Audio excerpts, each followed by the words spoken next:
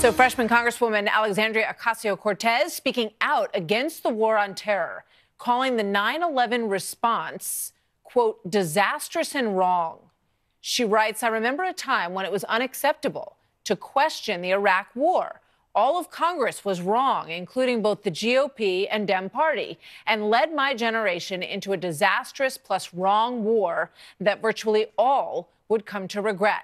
She then eventually corrected herself. Afghanistan war star was what she was apparently referring to. My apologies. Moments ago, I spoke with Kentucky Senator Rand Paul, who just introduced legislation to end the war in Afghanistan, and asked if he agrees with her.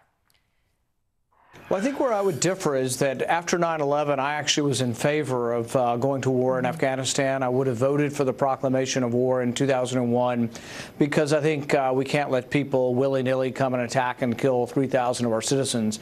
Now, as the war has drug on for the last, who knows, 5 or 10 years, I think we've lost our mission. I think the mission has creeped. I think that now there really is no military solution in Afghanistan. It's become more of a nation-building enterprise. So I would say now that most generals, most Republicans, Democrats, Independents, actually most people you ask say there is no longer a military solution to the Afghan war.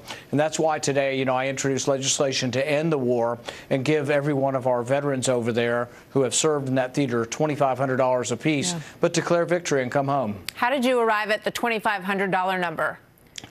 Well, we looked at what we were spending, and we spend about $51 billion over there every year on luxury hotels, gas stations, you name it, on a lot of wasted projects over there.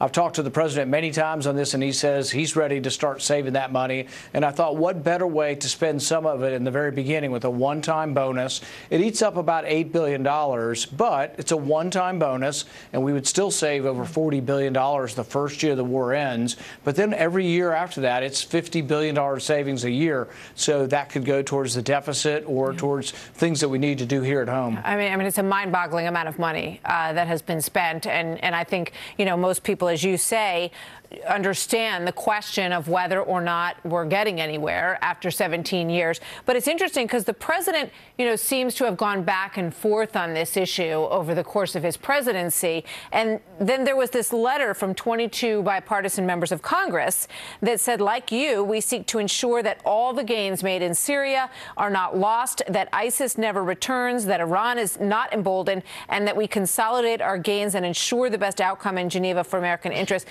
And the president to that, with regard to removing troops from Syria, said, I agree 100% all is being done. Do you agree that they need to stay there, or is your policy about Afghanistan also stretch over to Syria? Well, the president said when we went into Syria, our goal was to defeat ISIS. And I think we largely did. We took back 99% of their land. There might be a few of them running around scared, but we basically wiped out and took their land from them. And that was the president's mission. That we've accomplished.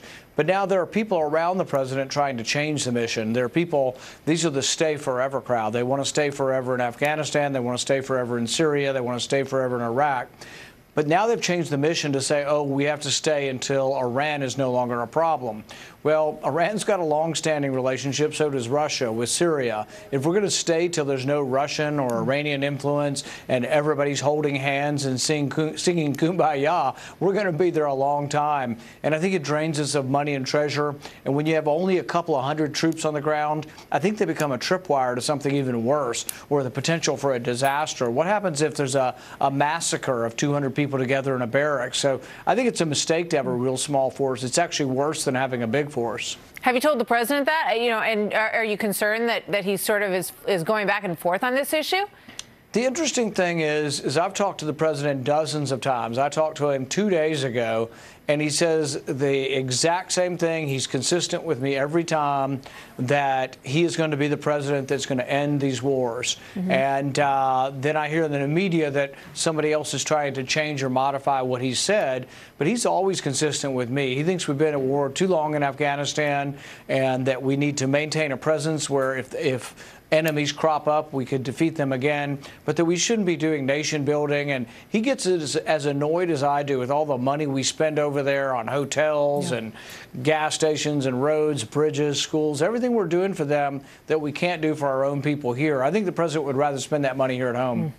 Well, we'll see if there's a long-term risk to that. As you know, some generals feel that there absolutely would be, but you're on the record as being in favor of this pullout. Senator Rand Paul, thank you very much, sir. Good to see you tonight. Thank you.